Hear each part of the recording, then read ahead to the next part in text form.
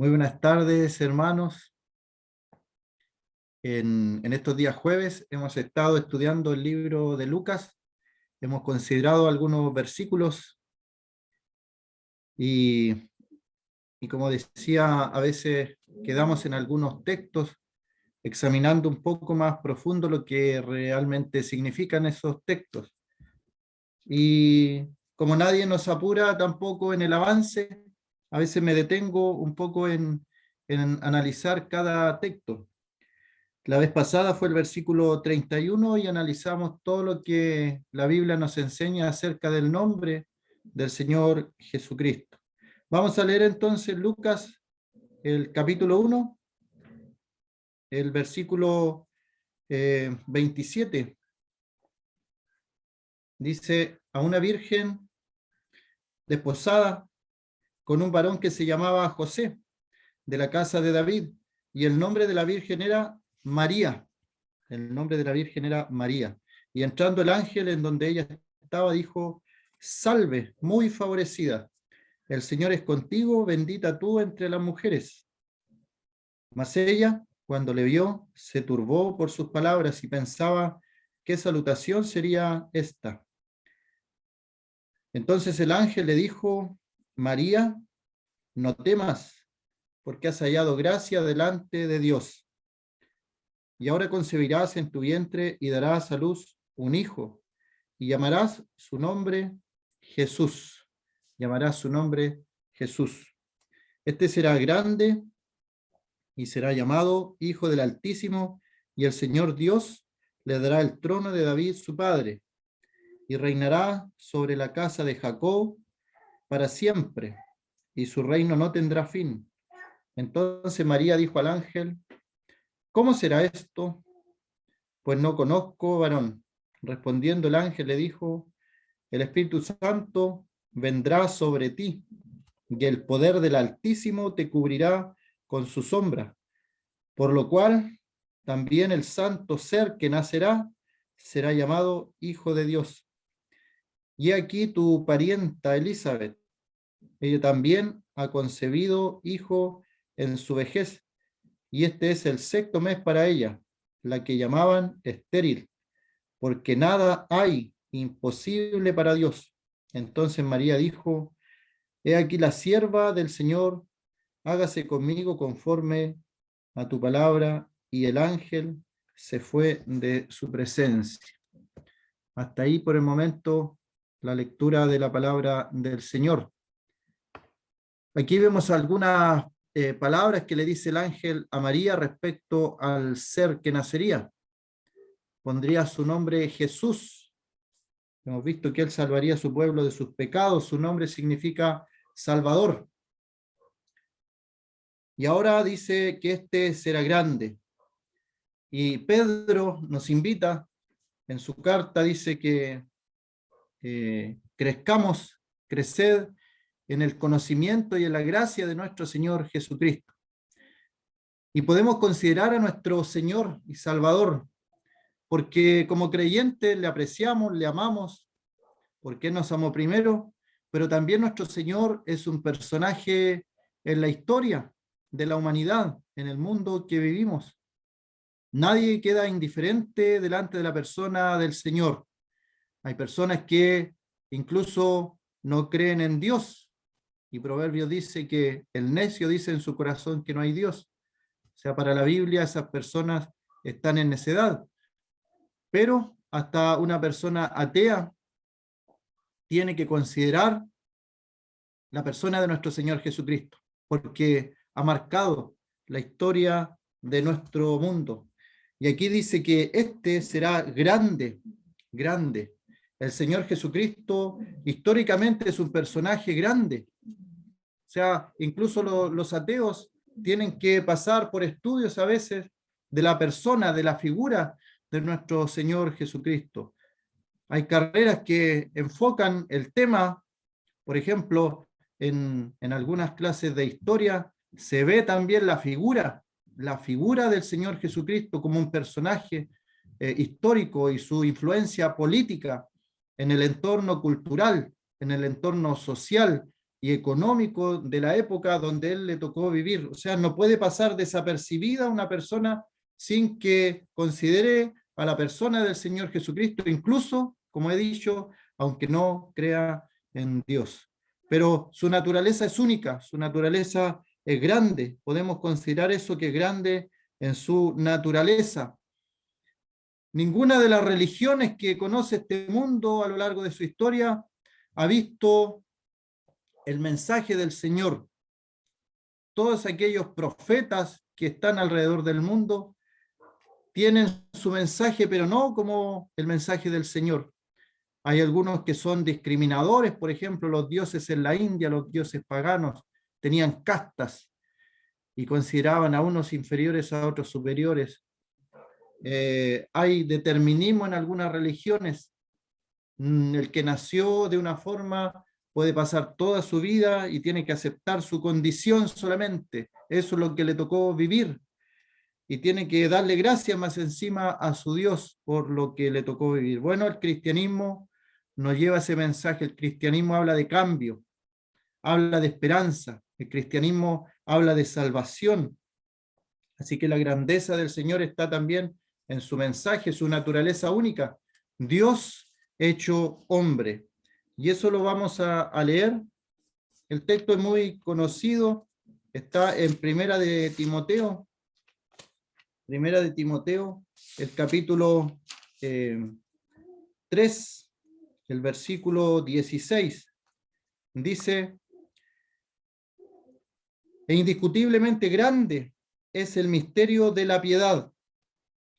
Dios fue manifestado en carne, justificado en el Espíritu, visto de los ángeles, predicado a los gentiles, creído en el mundo, recibido arriba en gloria. ¿Qué religión profesa esto?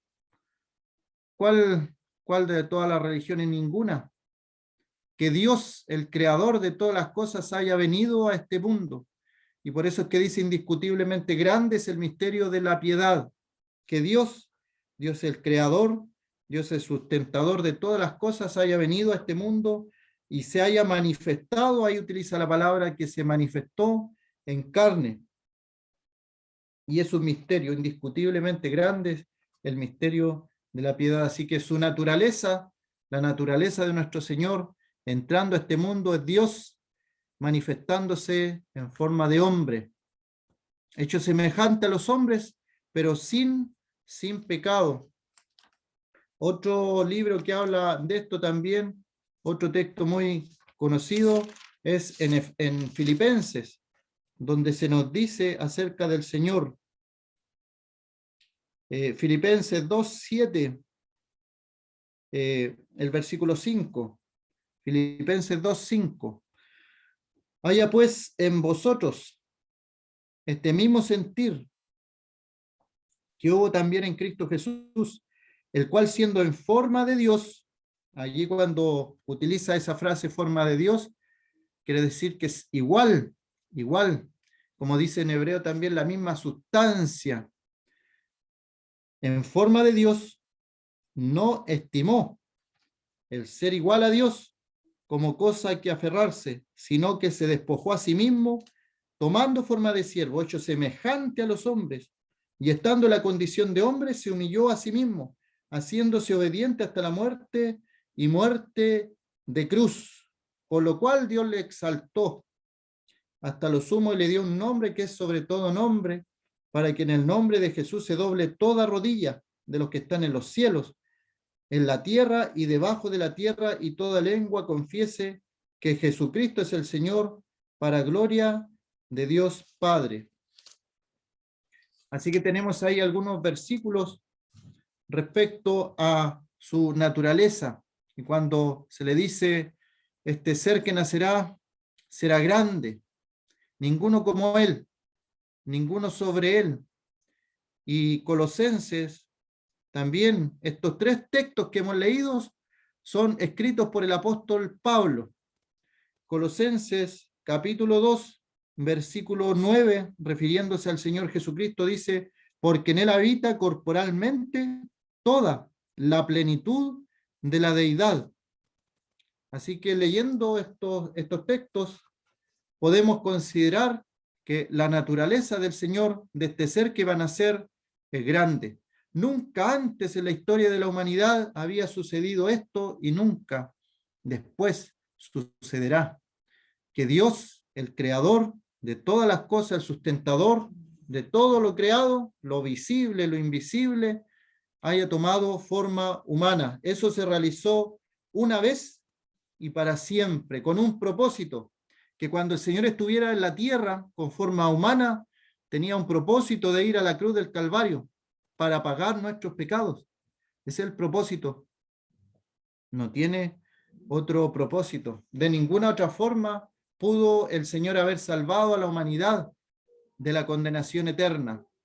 Y eso también nos deja más asombrados todavía, porque el Señor hubiera podido planear de otra forma, que no hubiera tenido que pasar por la muerte Él, pero era necesario para que, dice Pedro, en su cuerpo sobre el madero llevara nuestros pecados.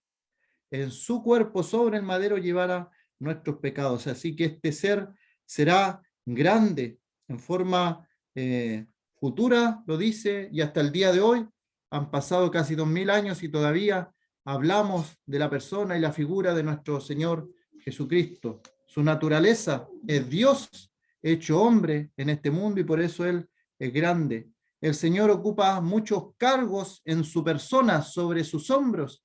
Es el Mesías para los judíos, el ungido, el Cristo, como utilizaban los griegos aquella palabra. Era el profeta, el sacerdote, según el orden de Melquisedec, nos dice el libro de Hebreos, y el rey que venía a ocupar el trono de David, su padre. Así que Él es grande, por donde se le mire el Señor Jesucristo es grande, lo más grande. Y por eso es que después aparece otra palabra que es Hijo del Altísimo. Vamos a considerar también acerca del Altísimo. Es grande en todos sus logros el Señor Jesucristo. Él puso su rostro firme como un pedernal para ir a morir en la cruz del Calvario. Ese era su propósito. Cuando en algún momento el apóstol Pedro le dice, ojalá que esto no te acontezca, el Señor le dice, apártate de mí, Satanás, al apóstol Pedro, porque detrás de aquellas palabras estaba el enemigo, tratando de impedir que llegara a la culminación de su propósito. El Señor Jesucristo tenía un propósito cuando anduvo en este mundo y Él lo cumplió. Así que Él logró lo que venía a ser a esta tierra, liberó la esclavitud espiritual de toda la humanidad, para que todo aquel que en Él cree no se pierda, mas tenga vida eterna. Porque dice la palabra que no envió Dios a su Hijo al mundo para condenar al mundo, sino para que el mundo sea salvo por Él, por Él. Su logro, la salvación de la humanidad. ¿Cuántos líderes, cuántos personajes han pasado por nuestra historia y todos ofrecen y ofrecen libertad y mejor vida y esperanza y tantas cosas que se ofrecen? Pero al final ellos mueren y no logran sus propósitos, quedan con buenas intenciones. Bueno, el Señor vino a dar vida a los que estábamos muertos en nuestros delitos y pecados y Él logró a cabalidad ese propósito. Y cualquier persona que quiera creer en el Señor Jesucristo puede tener esta salvación, esta libertad espiritual. Así que Él lo que dijo, lo que prometió, lo cumplió y lo logró a cabalidad y no dejó nada por hacer. Así que podemos considerar que es grande. El Señor Jesucristo es grande. Ninguno como Él. Es un personaje histórico, como decía al comienzo, y podemos considerar que hay un antes y un después del Señor Jesucristo. Hoy día estamos a 2021 después de Cristo. No hay otro calendario, aunque algunos lo han tratado de hacer a través de la historia. Hay grandes personajes que han hecho algunas revoluciones, algunas revueltas y quieren cambiar el mundo y proponen que desde ese día de su nacimiento o de la revolución que comenzaron, de ahí se comienza a contar entonces el calendario. Pero nosotros tenemos este calendario 2021 después de Cristo, después del nacimiento de nuestro Señor. Creyentes e inconversos se tienen que regir por el calendario que marca el nacimiento del personaje más grande de nuestra humanidad, el Señor Jesucristo. Y todo el mundo también, aunque sabemos que no es la fecha, no es la fecha, pero celebra el nacimiento de nuestro Señor Jesucristo. Y es una fecha donde se habla del amor, del compañerismo y de tantas cosas que son buenas, aunque a veces se ha infectado también con lo que es el consumismo excesivo, aquellas fechas, pero en un comienzo partió siendo eso el recordatorio de la fecha del nacimiento. Y vuelvo a repetir que no es para nada la fecha, pero a veces como creyentes podemos ocupar eso, y lo he experimentado, que la gente recibe algún tratado o escucha la palabra de Dios con más agrado para esas fechas, y no es tan reticente a escuchar algo de la palabra de Dios en las fechas donde se recuerda la Nativitate, la Navidad, el nacimiento de nuestro Señor Jesucristo. También recordamos la muerte del Señor Jesucristo.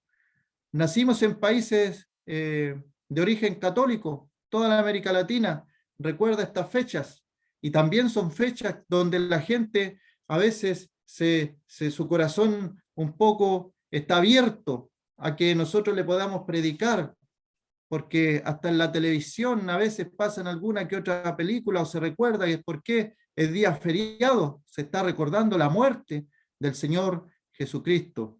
No se recuerda la muerte de otra persona, es la muerte de nuestro Señor Jesucristo. Y lo que Él padeció, su pasión, su angustia, su muerte y su resurrección. Y el mundo religioso lo recuerda de alguna forma, pero podemos también nuevamente, digo, que seamos sabios para aprovechar aquellas fechas, aquellas oportunidades, porque la gente está un poco más receptiva a que se le hable un poco de la escritura de estos pasajes. Podíamos negar entonces que el Señor es grande, su influencia en toda la humanidad, nuestro mundo, su enseñanza, sus enseñanzas, sus parábolas, sus ejemplos, sus doctrinas, ninguno como Él, ningún maestro como Él. Una manera de enseñar, el que tenía todo el conocimiento del universo, pero enseñando de tal forma que hasta los niños podían entender. Los niños pequeños podían entender, y el Señor dice que si uno no se hace como un niño, no puede entrar en el reino de Dios. Tantas verdades profundas, espirituales, y el Señor toma todo eso y lo enseña por parábolas, para que podamos entender, y nosotros le hacemos clases a los niños para que puedan entender los misterios del reino de Dios a través de la enseñanza que Él dejó en estas parábolas, enseñanzas sencillas de la vida diaria, sacadas del mundo espiritual.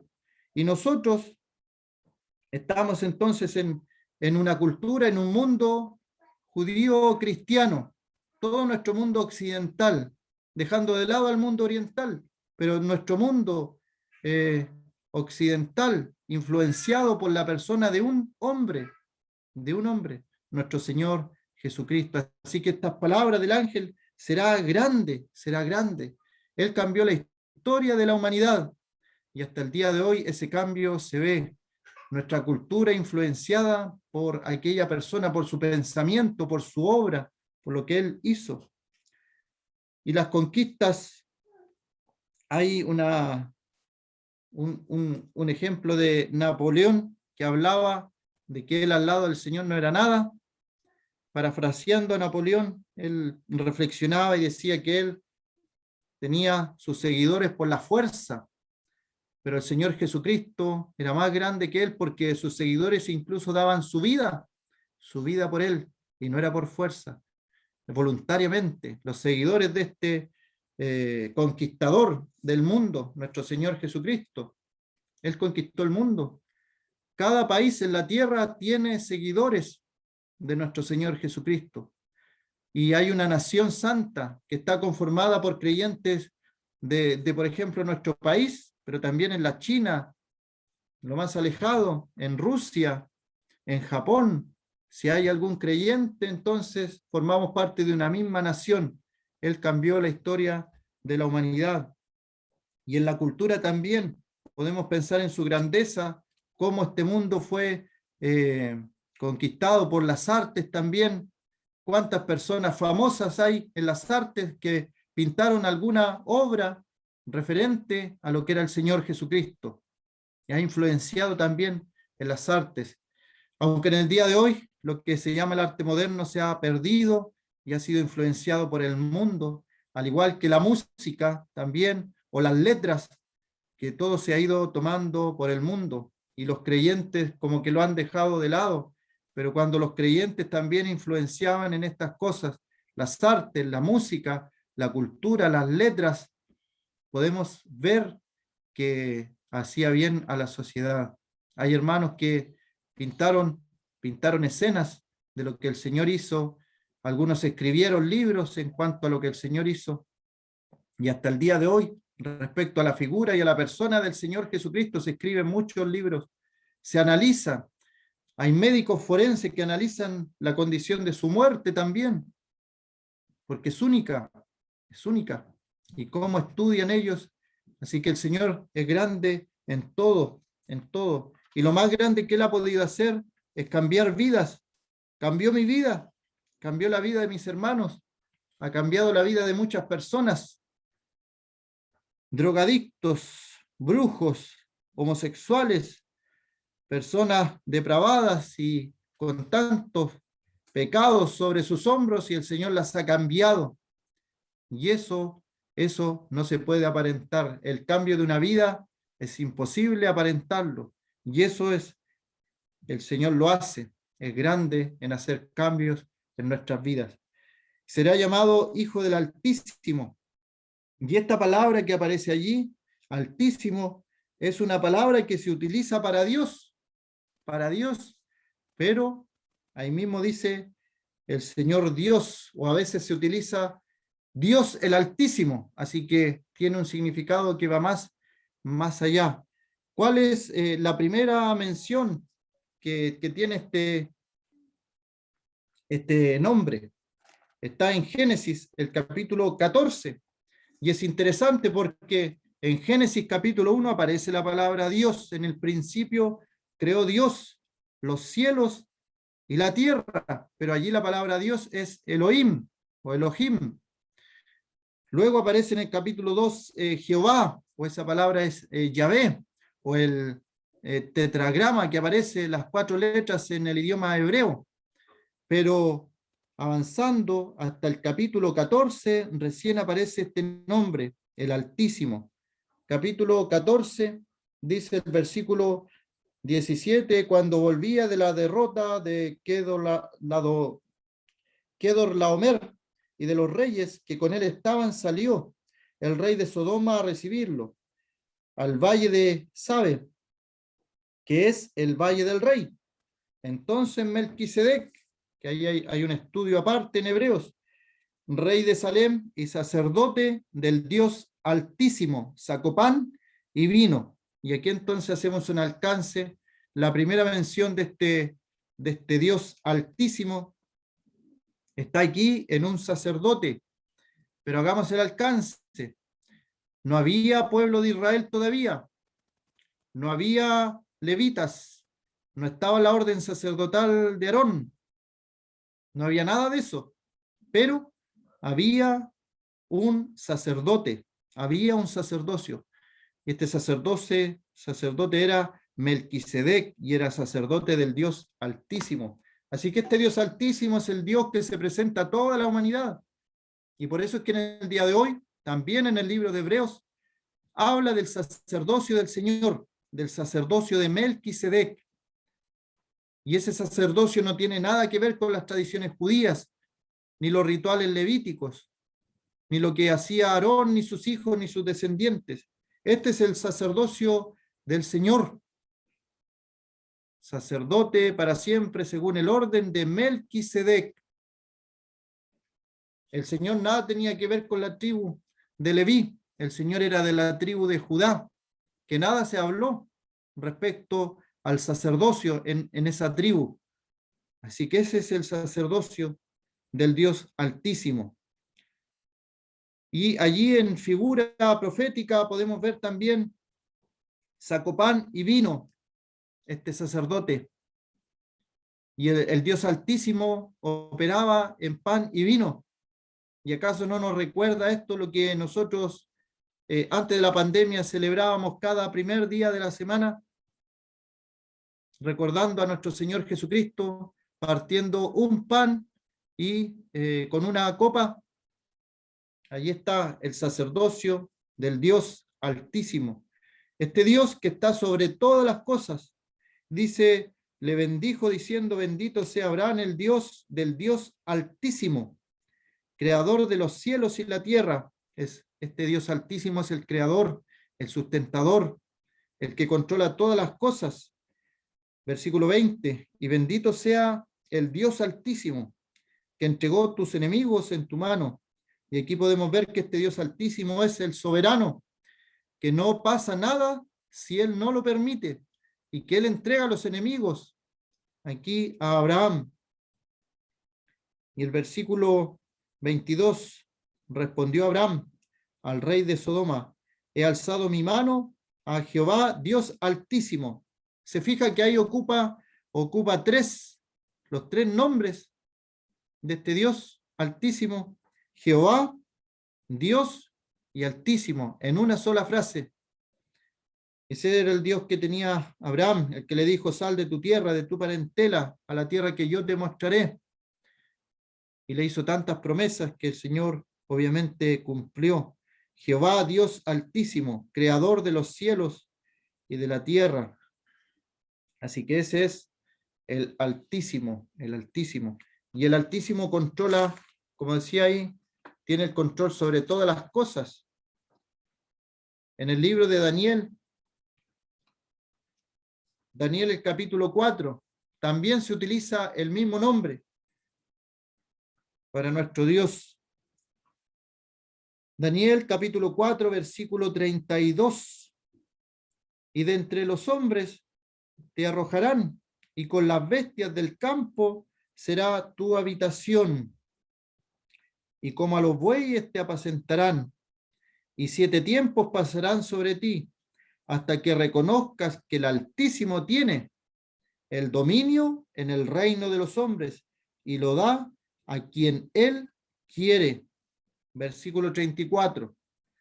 Mas al fin del tiempo yo, Nabucodonosor, alcé mis ojos al cielo, y mi razón me fue devuelta, y bendije al Altísimo, y alabé, y glorifiqué al que vive para siempre, cuyo dominio es sempiterno, y su reino por todas las edades. Ahí está el Dios Altísimo, es el que controla todas las cosas, y en los 2 versículos se repite una palabra, es el dominio, el que domina todo, todas las cosas dominadas por este Dios Altísimo. Ese es nuestro Dios.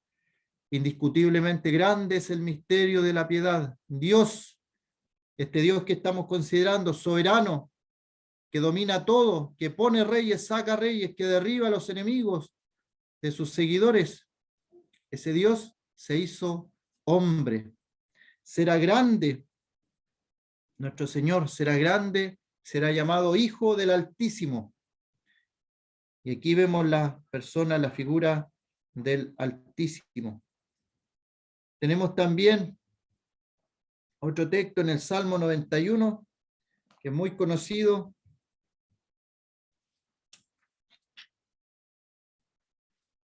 Y habla de protección.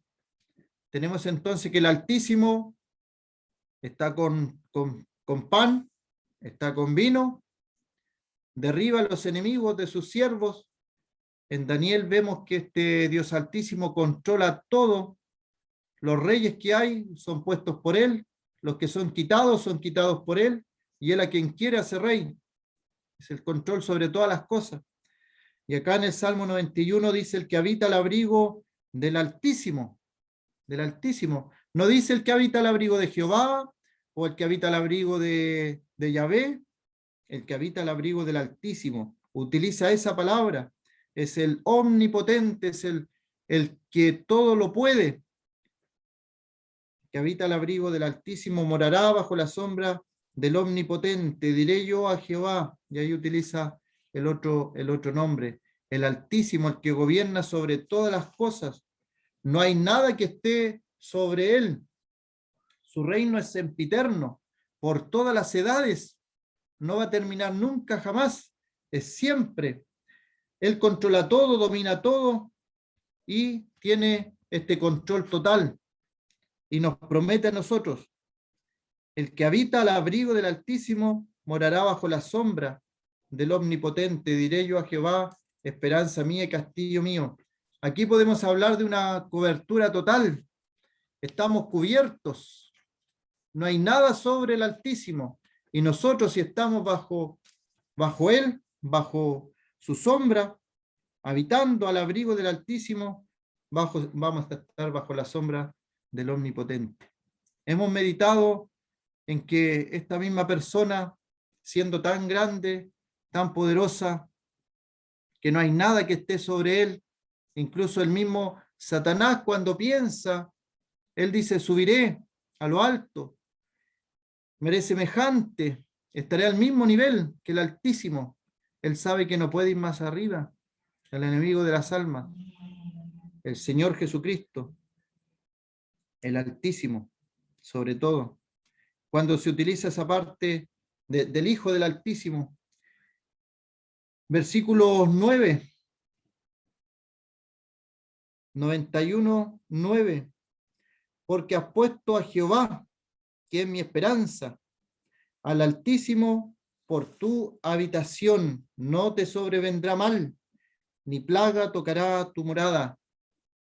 Hemos considerado alguna vez esta protección divina, protección que en el mundo no tiene esta protección contra nuestros enemigos. Bueno, en Abraham se trató de una guerra real, terrenal, pero nosotros como creyentes tenemos cada día batallas espirituales y el Señor está a nuestro lado. El Altísimo vence a nuestros enemigos, que son tres, por lo menos tres: el mundo, la carne y Satanás, y cada uno de ellos ataca cada día a nuestras vidas. Así que este Altísimo es lo más grande sobre todas las cosas, más grande que todas nuestras circunstancias. Podemos pensar en nuestros problemas. Es el sustentador, creador de todo. ¿Tenemos algún problema, alguna enfermedad, alguna dolencia? Bueno, Dios, el Altísimo, es más grande que todo eso. Podemos orar entonces con confianza cuando pedimos una sanidad de alguien, porque no hay nada que esté sobre el Altísimo. Cualquier enfermedad, Él en su soberana voluntad puede decir: sí, quiero, y la puede sanar, porque hemos puesto a Jehová como nuestra esperanza, al Altísimo por nuestra habitación.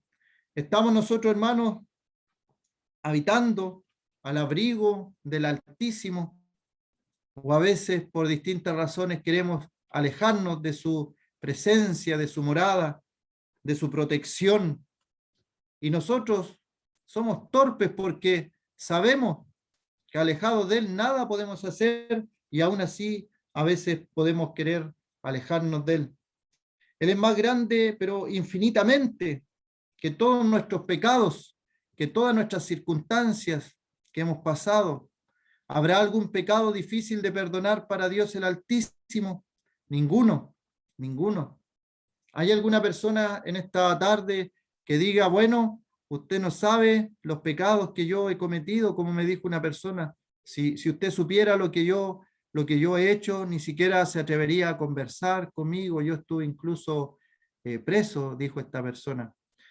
Bueno, yo no lo sé, pero Dios lo sabe, y Dios puede perdonar todo pecado, toda maldad.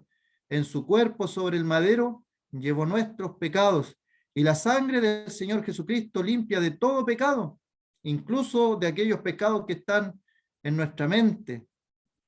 Él puede limpiar nuestras conciencias de obras muertas para que sirvamos al Dios vivo, dice el libro de los Hebreos.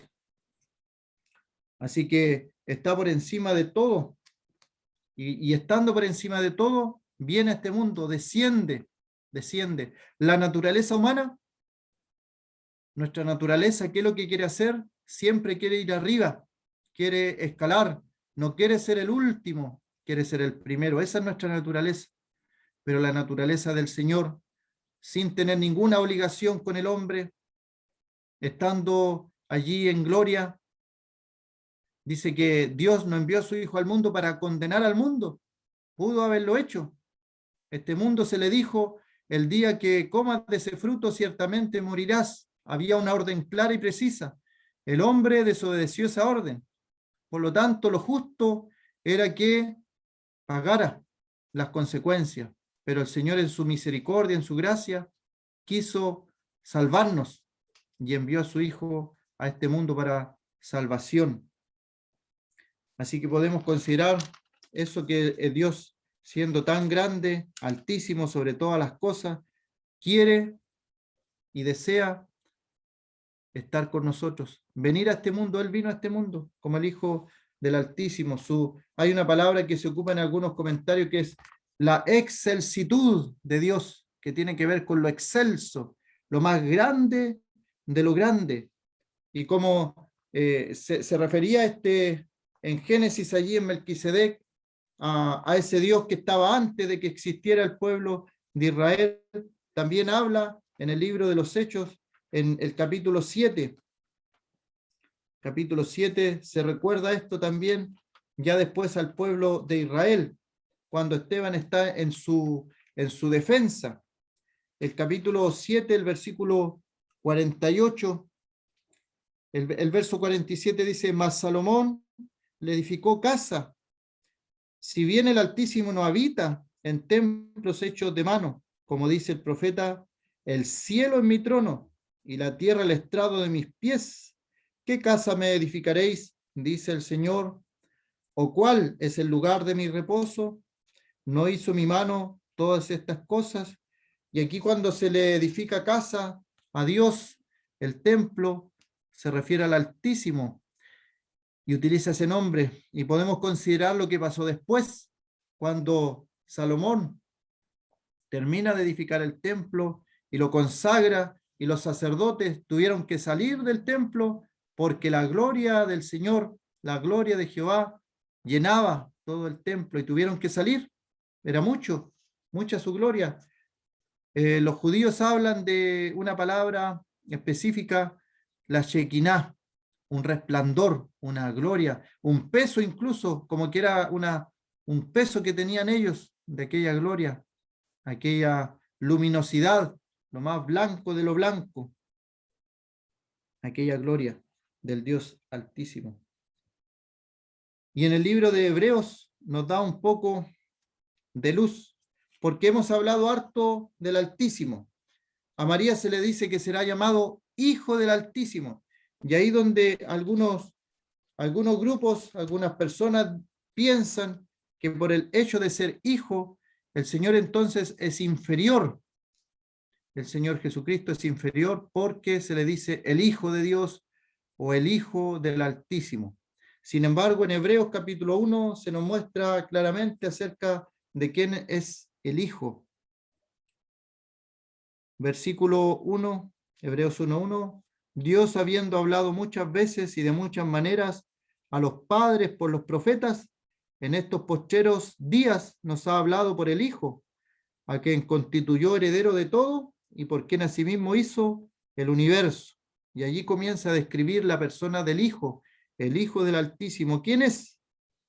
Siendo el resplandor de su gloria, la imagen misma de su sustancia, y quien sustenta todas las cosas con la palabra de su poder, habiendo efectuado la purificación de nuestros pecados por medio de sí mismo, se sentó a la diestra de la majestad en las alturas, hecho tanto superior a los ángeles cuanto heredó más excelente nombre que ellos. Porque ¿a cuál de los ángeles dijo Dios jamás, mi hijo eres tú? Y aquí hacemos un alto. ¿Por qué el escritor a los hebreos compara al Hijo con los ángeles? Es porque los hebreos, los judíos, los israelitas, tenían un aprecio especial acerca de las figuras celestiales, angelicales. Ellos entendían que la ley había sido dada por ángeles también allí en el Monte Santo. Los tenían en un lugar un poco elevado, y el escritor a los hebreos, entendiendo esto, hace que tomen el lugar que les corresponde. El Hijo es superior a los ángeles, el Hijo es superior a los patriarcas, es superior a la ley, es superior a Josué, es superior a Melquisedec, es superior a todo, todos los pactos que había, el Señor es superior a todo. Entonces, ese es el Hijo que menciona aquí. Mi Hijo eres tú, yo te he engendrado hoy. Y otra vez yo seré el Padre, él me será mi Hijo. Y otra vez, cuando introduce al primogénito en el mundo, dice, adórenle todos los ángeles de Dios. Nuevamente un alto allí. Los ángeles solamente adoran a Dios. Los ángeles solamente adoran a Dios. Y allí hay una voz que dice, adórenle, adórenle todos los ángeles de Dios. Así que el Hijo, por la adoración ya es Dios. Por lo que aparece en los primeros versículos, es el Creador. Ese es el Hijo. Y la claridad ya mayor y clara y precisa está en el versículo 8. Más del Hijo dice, tu trono, oh Dios, por el siglo del siglo, cetro de equidad, es el cetro de tu reino. Has amado la justicia y aborrecido la maldad. Allí está claro, especificado, está hablando Dios, y Dios refiriéndose al Hijo, dice, tu trono, oh Dios, tu trono, oh Dios. Y ahí podemos ver otro misterio, hermano, aunque la palabra Santísima Trinidad no aparece en la Escritura, entendemos el misterio a lo largo de toda la Escritura, que hay un Dios, hay tres personas, Dios el Padre, Dios el Hijo, Dios Espíritu Santo. Y aquí se le dice, como si estuviera hablando el Padre, más del Hijo dice, tu trono, oh Dios, por el siglo del siglo. No hace ninguna diferencia. Los ángeles le adoran, los ángeles están sujetos a su voz, a su palabra. Y aquí tenemos entonces los primeros 3 versículos, primeros 4 versículos, todo lo que este Hijo del Altísimo es el heredero de todo, el creador del universo, de los mundos, de las edades, del tiempo, de todo, el creador de lo visible, lo invisible. Es el resplandor de la gloria de Dios, de aquella Shekinah que tenían los judíos. El Señor es el resplandor de aquella gloria. El Hijo, en la imagen misma de la sustancia de Dios, podemos considerar allí, si podemos utilizar la palabra en vez de sustancia, el carácter. Para conocer el carácter de Dios, miremos al Hijo, que se hizo hombre aquí en este mundo, el sustentador de todas las cosas, de todo lo creado, la autoridad máxima, el Hijo, el que tiene dominio, como lo leíamos en Daniel, dominio sobre todas las cosas políticas, con Abraham, siguiendo el curso de las guerras, él da la victoria en las batallas también, es el purificador también, aparece aquí en el libro de Hebreos, el purificador de nuestros pecados, y eso obviamente es el centro de todo, el Señor muriendo allí en la cruz del Calvario. Y luego se sienta a la diestra en la majestad, en las alturas, y allí se ve exaltado sobre todo. Y menciona también que la tierra es el estrado de los pies de este Dios altísimo. Y ese Dios quiso hacerse hombre. Y por eso es que se le dice a María, el ángel le dice a María, será grande, y hemos considerado la grandeza de nuestro Señor, será llamado Hijo del Altísimo. Y nuevamente repetimos la idea que por ser hijo no es para nada inferior. Hebreos dice, además del Hijo dice, tu trono, oh Dios. Y todas las características que vemos del versículo 1 al versículo 4 acerca del Hijo nos hablan de Dios, el Creador, el Soberano, el que está glorificado en el cielo. Todo, todo, todo. Muy bien, vamos a quedar por ahí, hasta ahí, por el momento, en el día de hoy, y que el Señor bendiga su palabra en esta tarde.